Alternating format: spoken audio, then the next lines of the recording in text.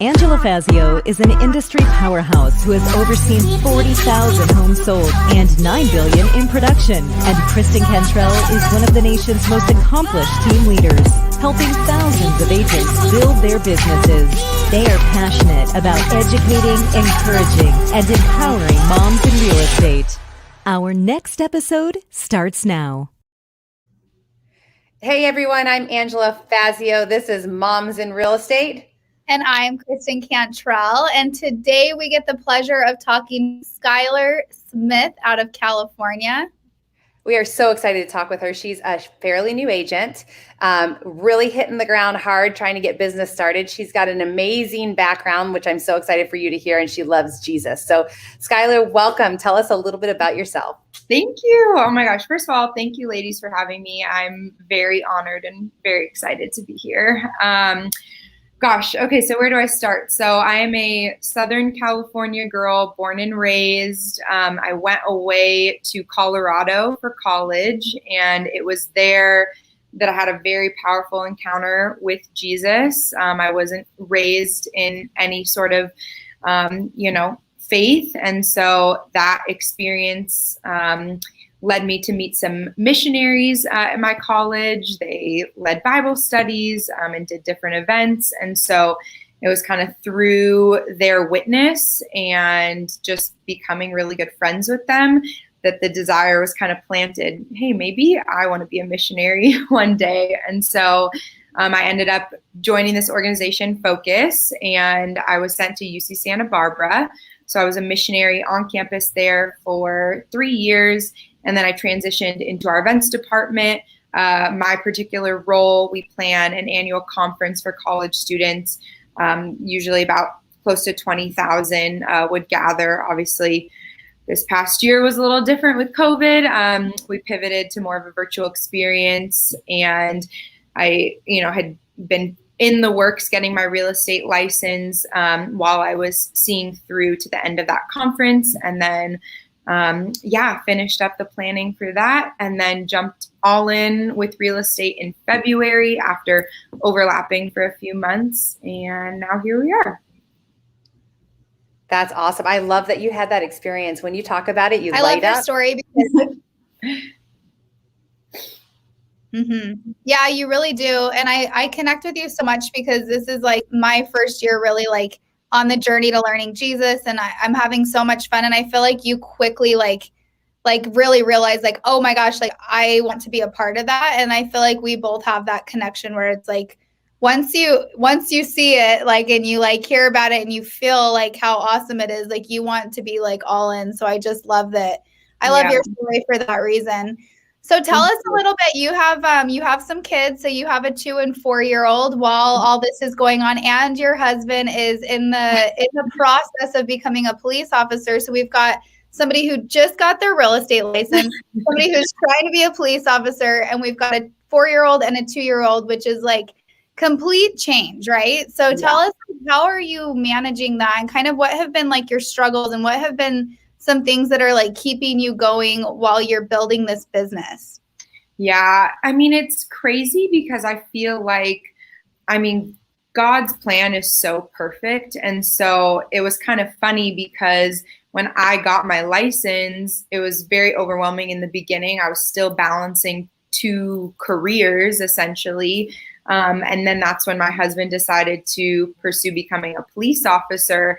And it's actually worked out kind of well because he's been super dad, full time with the kids, essentially. Granted, my son is in school a few days a week, so that's obviously really helpful.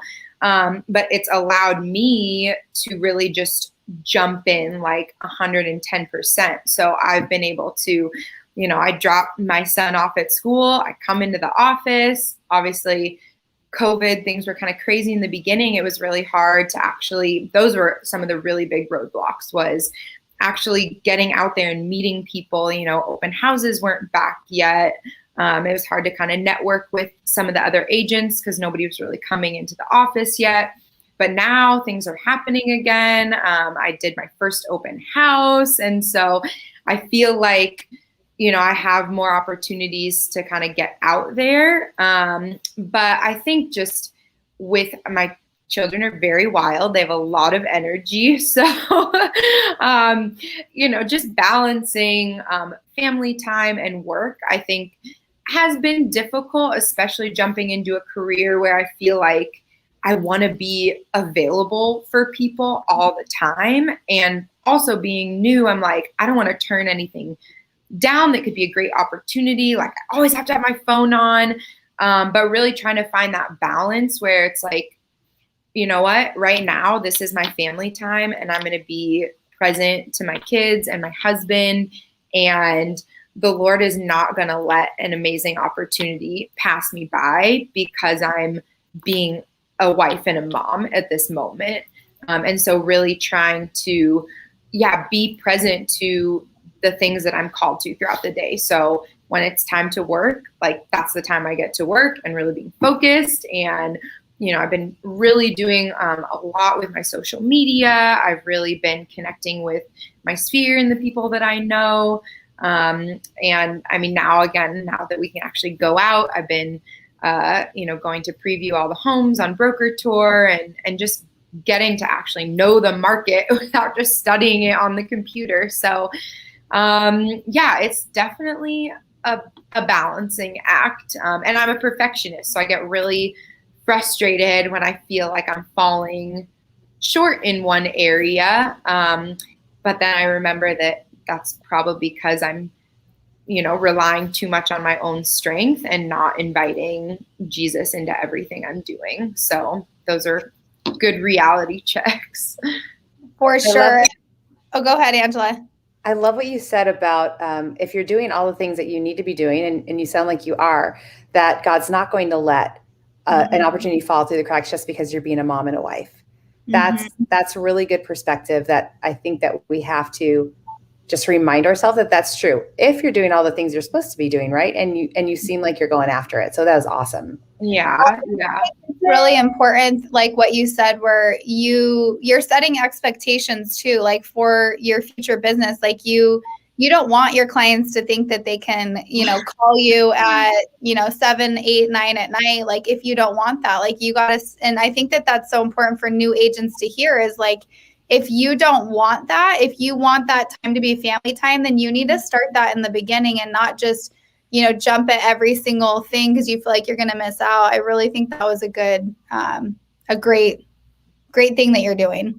Yeah. And I think that it's been helpful to hear that from experienced agents who have given me the advice of, no, you need to set boundaries. And, people want somebody who isn't necessarily available 100% of the time because, then you're kind of frazzled and all over the place. And so that's been really helpful to know, like, no, this is my professional career and this is kind of how I want to establish things. And, if people are getting me, they're also getting my family in a way. And so just being able to, balance those things and recognize that I'm putting in the hard work when I have the time to do it. And so things will start paying off eventually.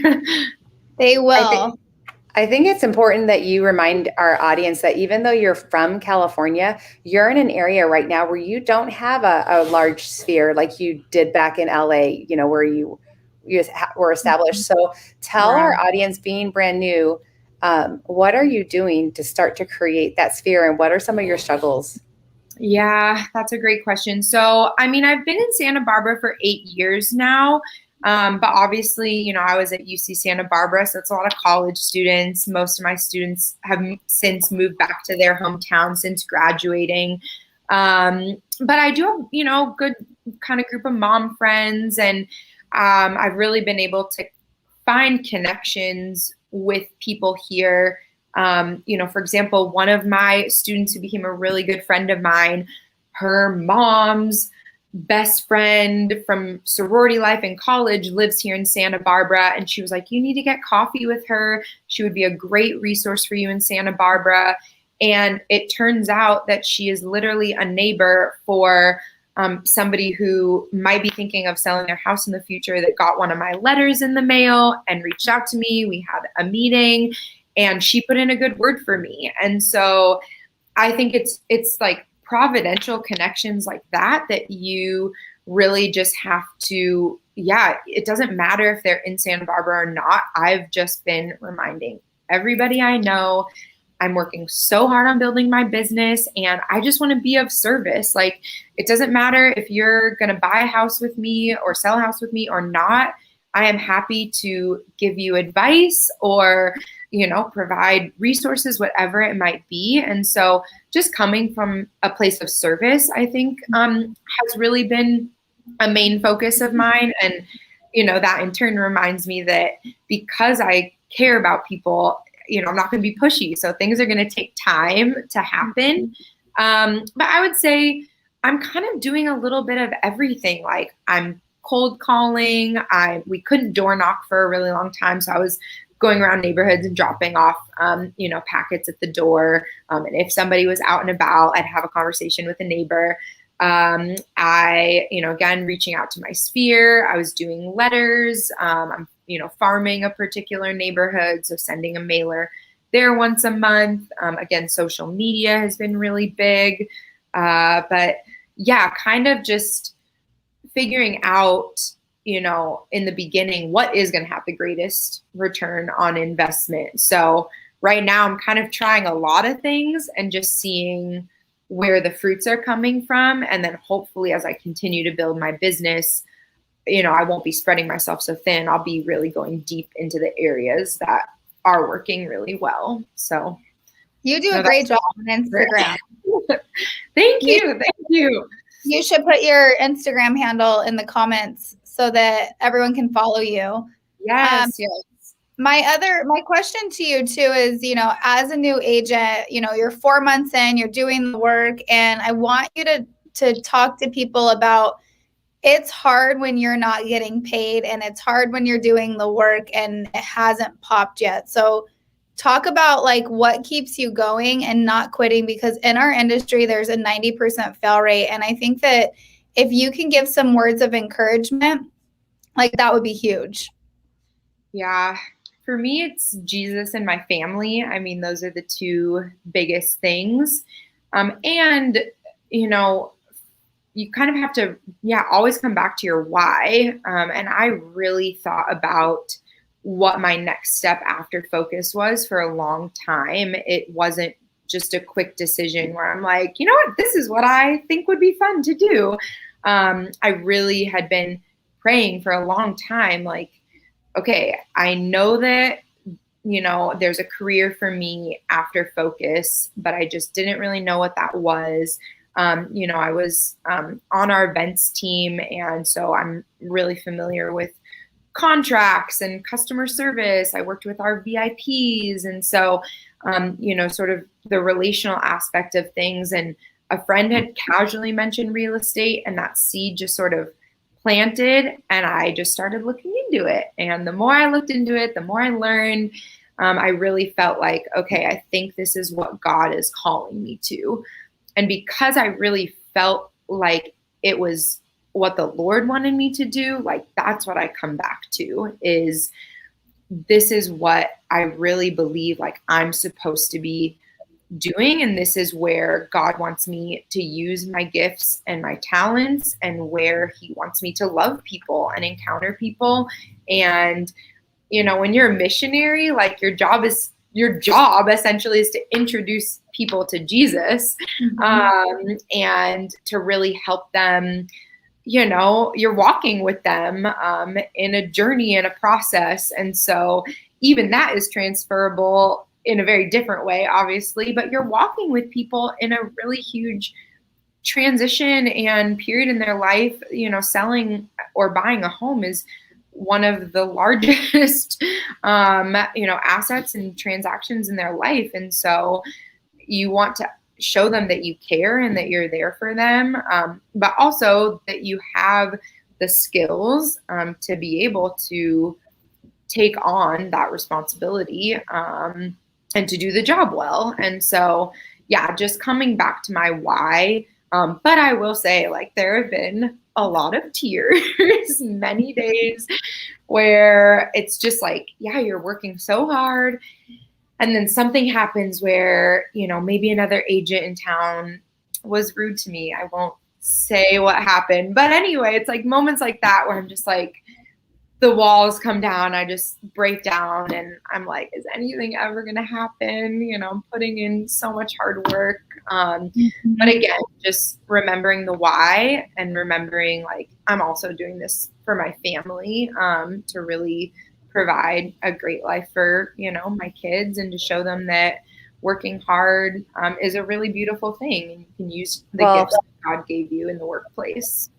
So, Skylar, I'm going to encourage you, because anything that God's behind, he will bring fruit to it. And I know that my husband and I, for 20 years, have been serving God through real estate. And right now we're in Atlanta, and the Spirit of God is moving so heavily in the lives of the people that we're talking to. And it's just a really good vehicle to have, because it is so involved in the ever-changing life that people are living in. Real estate is at the root of a lot of that. So I encourage you that if God's behind it, you will find so much fruit. And I love your attitude about it. It'll give you the patience and endurance that you need to have to be successful in this business. Thank you. Yeah, there's definitely been more really good days than, you know, the overwhelming ones. So. Well, I think that's you've given such good advice and such great perspectives, and we loved having you on today. Thank you so much. Oh my gosh, I'm so honored. Thank you, ladies, for having me. This was fun. We're going to have you back in a year, so that they remember when you were on and you were only 4 months in. You were like, is it ever going to happen? Oh yeah. That'll be a good day. And then you'll be like Cassie with 18 under your belt in your second year. That's right. Yeah. Well, you got some fans. Yes. Aw. Nice. I'm going to put our faces back in order. It's so sweet. Well, again, thank you, Skylar. Stay on for just a minute when we're done. But ladies, if you're listening, November 4th and 5th is our next Flourish event. And we have exciting things here in Chandler, Arizona. So plan on coming the 3rd and staying to the 6th. You won't be sorry. You will not. There is so much fun. I cannot wait. Goat yoga, cycle classes, Hatchet growing, wine, you know, all the things. All right. I know that sounds awesome. Yes, you'll be there. Well, thank you guys for watching. Skylar, thank you again. You're such a blessing. We can't wait to have you on again. And we will see you next time. Bye. All right.